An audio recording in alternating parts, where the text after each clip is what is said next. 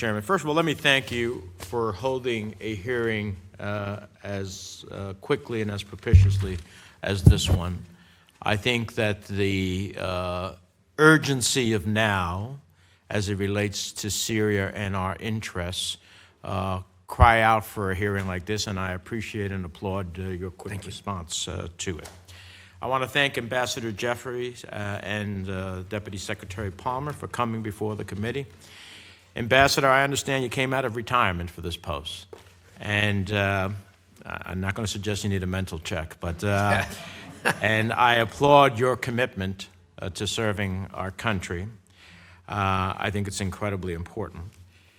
Ambassador Jeffrey, we understand that you and Ambassador Satterfield and the rest of our diplomatic corps and military leaders on the ground had spent the past months doing the work of diligent diplomacy, balancing an increasingly belligerent NATO ally and a militia force in pursuit of defeating ISIS in Syria.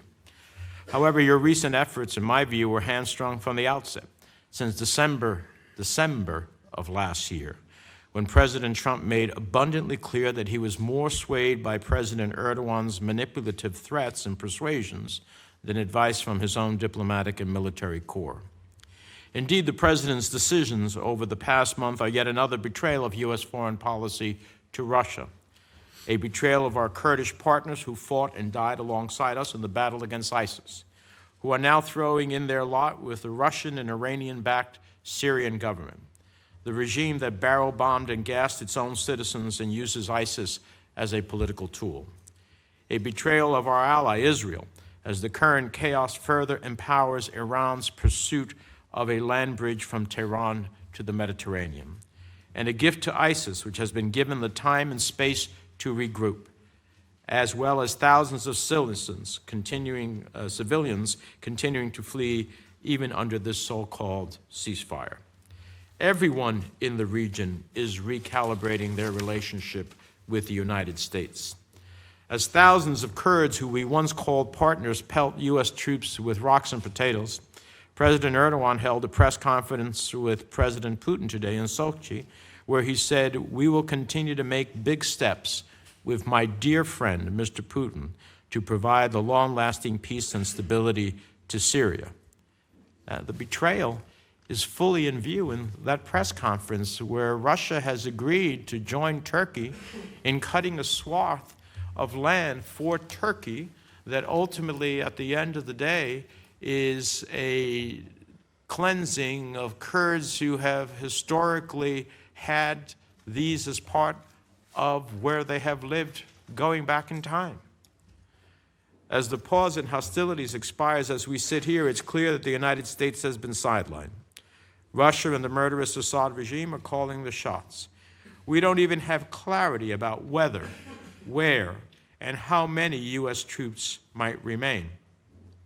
If there is any doubt before, Erdogan's intentions are clear: an ethnic cleansing mission in northeastern Syria at the expense of broader regional stability, including the fight against ISIS, and of partnership and cooperation with the United States and other NATO allies.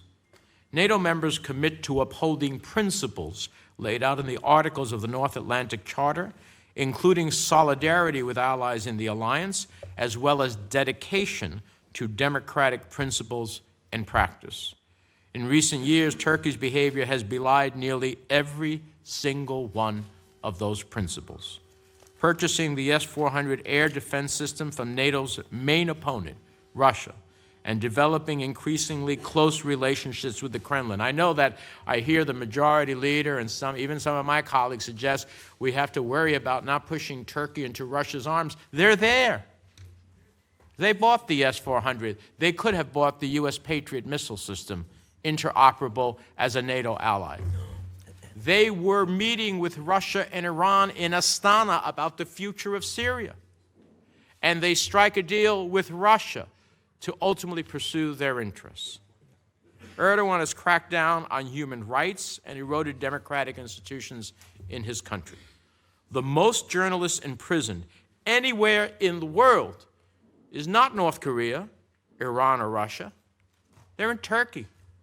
And Erdogan's aggression in the region extends to the exclusive economic zone of Cyprus, where Turkish military ships bully international energy companies conducting legitimate exploration activities. And over the weekend, the New York Times reported on Turkey's interest to pursue nuclear weapons. This is not the behavior of a constructive democratic actor or NATO ally. But I'm hoping we can use today's hearing to get a full assessment of how the United States is now pursuing our interests on the ground in Syria. The President's effective abandonment of American interests in Syria, opening the door for Turkey's incursion into northeastern Syria, has unequivocally harmed American national security, potentially increased the threat of terrorism against the homeland and against Americans, and solidified Russian and Iranian political and military power across Syria and beyond. The American people are smart enough to see through the President's hollow claims of fulfilling a campaign promise to bring American troops out of the Middle East.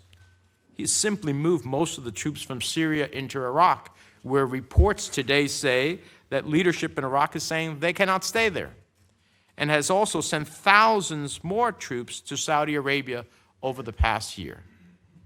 How is that getting out of the entanglements of the Middle East?